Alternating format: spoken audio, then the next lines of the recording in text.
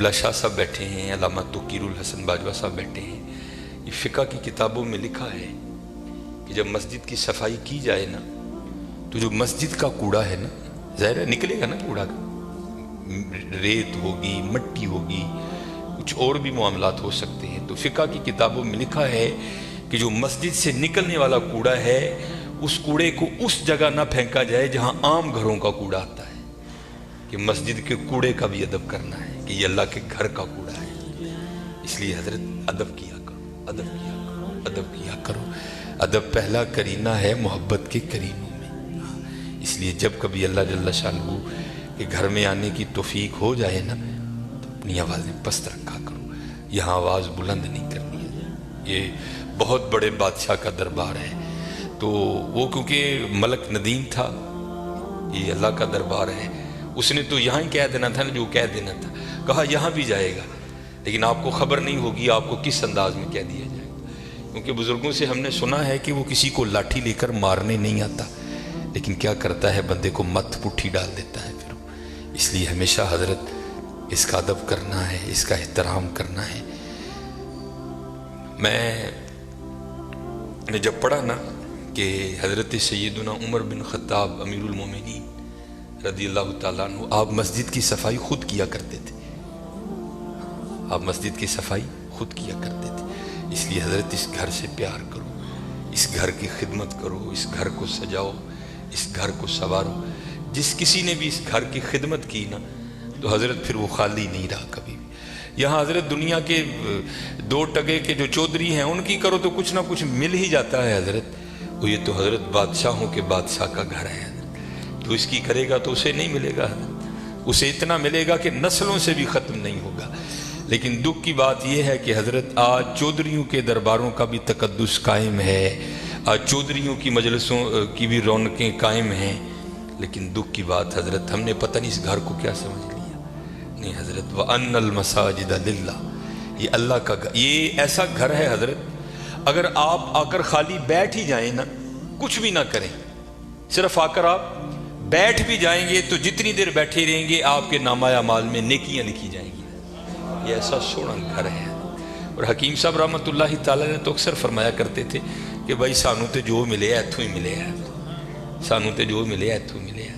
ابو بکر صدیق کو جو ملا مسجد سے ملا، حضرت عمر کو جو ملا مسجد سے ملا، حضرت عثمان غنی کو جو ملا مسجد سے ملا، حضرت سیدنا علی المرتضیٰ کو جو ملا مسجد سے ملا، ہمارے بڑوں کو جو ملا حضرت مسجد سے ملا حضرت. اور آج جو ہمارے گھروں سے رحمتیں رونقیں بھاگ گئی ہیں نا، اس کی وجہ یہ ہے کہ حضرت ہم نے یہاں آنا چھوڑ دیا ہے، ہم نے یہاں آنا چھوڑ دیا ہے. اس لیے یہاں آؤ بھی اور اس کا ادب بھی کرو اور اس کا احترام بھی کرو. یہ بہت بڑی جگہ ہے. جیسے میں نے کہا نا حضرت ہم دنیا دار ہیں نا، ہم نے پیسے کو بہت کچھ سمجھ لیا، حالانکہ پیسہ کچھ بھی نہیں ہے حضرت. پیسہ سب کچھ اللہ کی ذات ہے حضرت. اگر وہ ہے تو پیسہ کام آئے گا، اگر وہ نہیں تو پیسہ کیا کرے گا یار، کچھ بھی نہیں کرے گا. یہ مولانا روم علیہ الرحمہ مثنوی شریف میں آپ لکھتے ہیں کہ کوئی بابا جی تھے اور مال ان کے پاس بڑا تھا، اللہ نے بڑا مال دیا. وقت نزاع آ گیا، ان کو پتا تھا جو میرے بیٹے ہیں وہ نکمے ہیں، مال میں نے کمایا ہے، یہ عیاشی کریں گے اجاڑیں گے، جواب اللہ کے حضور مجھے دینا پڑے گا. علماء سے صوفیاء سے ان کی سنگت تھی، صحبت تھی، مشورہ کیا. انہوں نے کرتے کیا ہیں، انہوں نے 2 وصیتیں لکھی. پہلی وصیت لکھ کے نا شاپر میں ڈال کر اوپر لکھتے ہیں اس وصیت کو تب پڑھا جائے جب سارے لوگ میرا جنازہ پڑھنے کے لیے اکٹھے ہو جائیں. ایک اور وصیت لکھی، اسے شاپر میں ڈالا، لفافے کو بند کیا اور اس کے اوپر لکھا اس وصیت کو تب پڑھا جائے جب میرا جنازہ پڑھ دیا جائے. اب چودھری تھا، میں تو اکثر احباب سے پوچھتا ہوں پتہ نہیں حضرت ہم نے تو کہیں نہیں پڑھا، شاید آپ نے پڑھا ہو تو ہمیں بھی بتائیے گا. کہاں لکھا ہے کہ امیر کے جنازے میں زیادہ ثواب ہے غریب کے نہیں ہوتا؟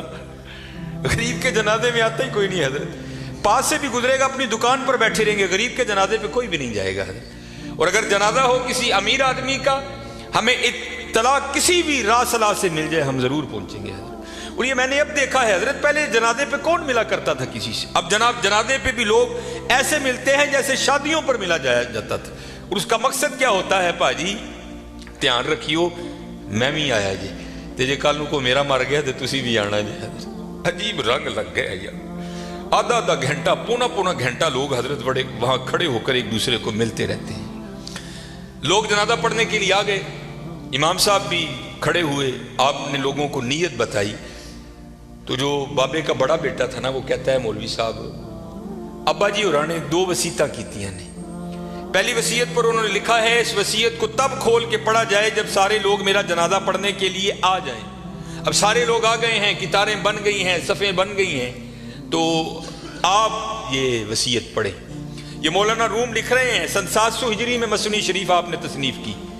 उसमें लिखते हैं कि जब वो वसीयत को पढ़ा ना अल्लामा साहब ने, तो बाबा जी लिखते क्या हैं, जो लोग भी मेरा जनाजा पढ़ने के लिए आ जाएं और आकर भी ना पढ़ें, मेरे सारे पैसे उनमें बांट दिए जाएं। अब जब ये ऐलान हुआ ना, तो थे तो हम जैसे ही सारे, उन्होंने कहा जनाजा फर्द किफ़ाया, चंद अहबाब भी पढ़ लेंगे, सबका हो गया। चलो अगर सवाब की बात है किसी और का पढ़ के ले लेंगे, यहाँ नगद पैसे मिल रहे हैं। एक निकला, दूसरा निकला, तीसरा निकला, यहाँ तक कि मौलाना रूम फरमाते हैं कि जितने लोग जनाजा पढ़ने के लिए आए थे ना, सब नेकी छोड़कर पैसे लेने के लिए पीछे जाकर खड़े हो गए। अब रह गए सिर्फ मौलवी साहब और बाबा जी के बेटे। बाबा जी के बेटों ने सोचा ले भाई वो पैसे तो साडे ने, ए लै लोग चले ने, चलो हुण अब्बा जी ने वसीयत कर छड़ी, ये खैर उत्थे ते रेट नहीं हो सकती, लेकिन हुण कुछ असी भी तो लईए ना। एक बेटा, दूजा बेटा, तीजा बेटा, चौथा बेटा, चारों जाकर लोगों में खड़े हो गए। अब रह गए मोए बाबा जी और मौलवी साहब। फिर मुझे यहाँ मियाँ मोहम्मद बख्श साहब याद आए। आप क्या फरमाते हैं, जानदी वारी क्या डरोना बनिया, डर दे हथ नहीं लांदे, जिन्हां लई तू पाप कमाए किथे ने तेरे कर दे। और रोना है जी हजरत, मैंने बड़ा बड़ा कुछ देख लिया है, इतना इतना कुछ देखा है कि दिल करता है सिर तिखे पा के कि टुर जाइए साइड, लेकिन क्या करें, ड्यूटियां लगी हैं, निभानी पड़ती। मैं नया नया गया ना जब बारडा कॉलोनी, अमीर आदमी, लैंड क्रूजर, प्राडो जनाब, सज्जे खब्बे, मेरी भी थोड़ी फिरकी घूम गई, बड़ी मोहब्बत मिली जनाब। अक्सर बड़े बड़े नाम जाते हुए वसीयत कर गए कि सानू गुसल जड़ा नाफा साहब देन गया। मैं भी नया नया था, मैंने भी चले जाना। एक बहुत बड़ा हजरत सियालकोट का नाम है, गुसल देने के लिए गया। इसी तरह सर्दियां थी, बाबा लेटा है चारपाई पे, उसका बेटा खड़ा था, तो बाबे ने ना स्वेटर पहन रखा था। स्वेटर भी कोई माड़ा स्वेटर नहीं हजरत, ब्रांड का स्वेटर, कई हज़ार उसकी कीमत होगी। तो मैंने बड़े बेटे को कहा, मैंने कहा गल बात सुन लो, जो तेरे हाथ में ये जो एप्पल का मोबाइल है ना, जिसकी कीमत इस वक्त भी 1.5 लाख से ऊपर है, ये बाबे की कमाई का है। ये तूने हाथ पे राडो बांध रखी है ना, ये बाबे की कमाई की है।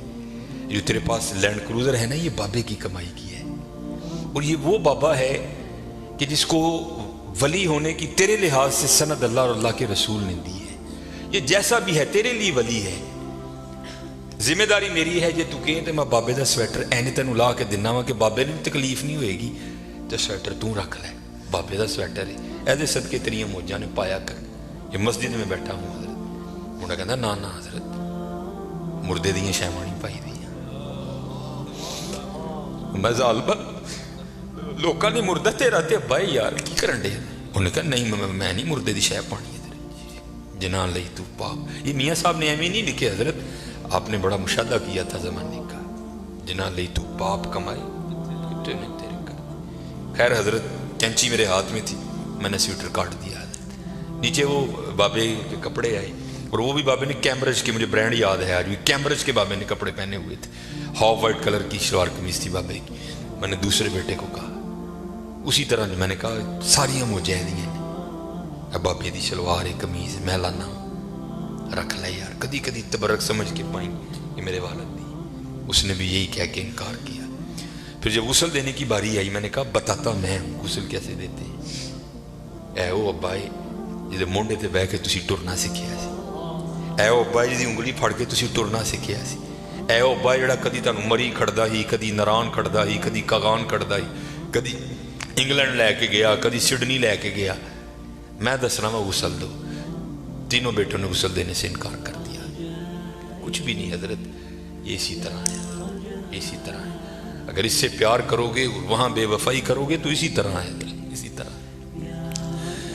सारे खड़े हो गए, रह गए मौलवी साहब और बाबा जी।